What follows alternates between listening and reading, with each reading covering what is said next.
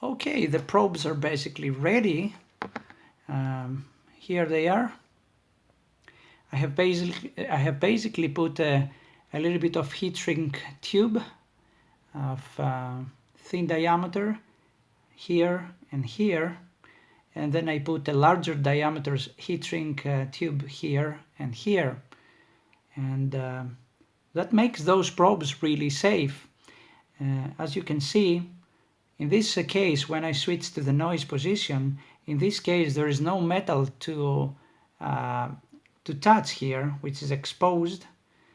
It was previously exposed and now there is no metal exposed.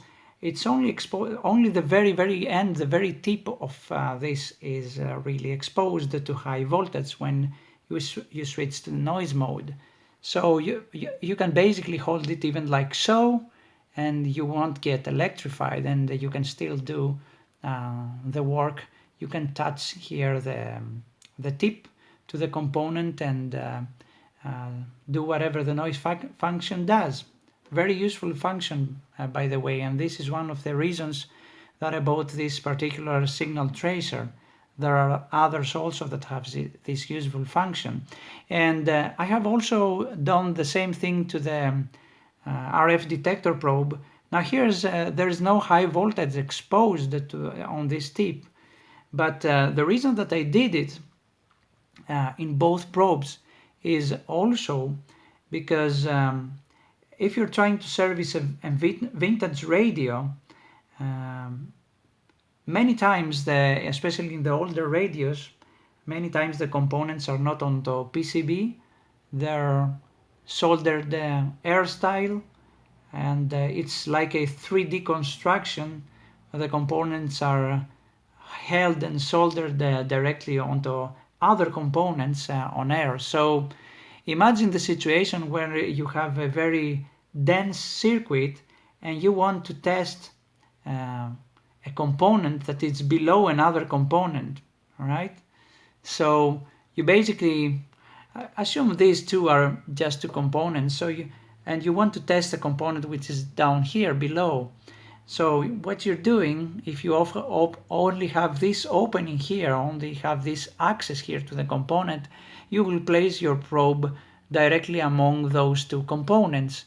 Now imagine what will happen if this was an exposed probe and you happen to touch a component accidentally, applying high voltage to this component, or even worse, to the ground. You would short the high voltage directly to the ground, making probably a nice spark or even burning out some components. So this insulation here really allows you to go through the components, and even if you touch something that's in the middle, that's okay. You're not going to cause all these problems. So this is the reason why I have also insulated this probe to protect the circuits that I want to service from short circuiting through this metal of the probe, and also to protect the probe itself. Very useful feature, and you're not it's not a modification that it's not reversible. Okay, I can just slip those off and resell the unit. So now we're gonna do these plugs here, these banana jacks, and as you already know, I have, as you have already seen, I have removed those, and I'm gonna place a little bit of thermal shrink tube around here and heat it a bit carefully in order not to wipe out the letters here. I'll probably don't use a lighter to do so, but I'll probably use a heat gun, a small heat gun, the one that I'm using on SMD components. So to heat this gently so that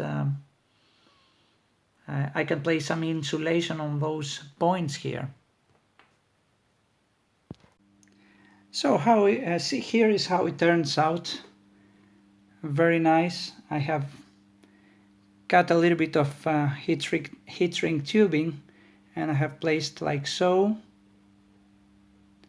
and then very carefully heat it up with the small heat gun, the hot air of the soldering station, and I'm using really small, really low amount of air and very low temperature. Actually, the lowest amount of air. I don't know if I don't know if you can hear the pump. It's very low, and I can place my finger here for a few moments without get burned. So very small amount of heat, and about 600 degrees Fahrenheit. So let's do this one.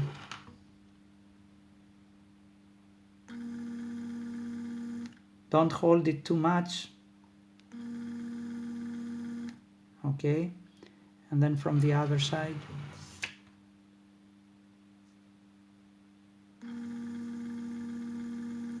Be careful not to touch any components, any plastic parts.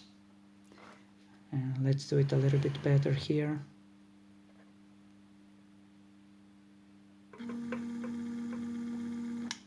Okay, just a little bit each time.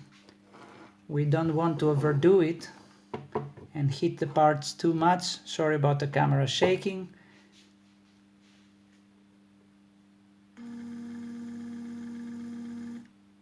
Just enough heat, let it cool a bit, and then repeat to finish the job. Okay, and I'm gonna do it from this side also, and then show you how it turns out at the end.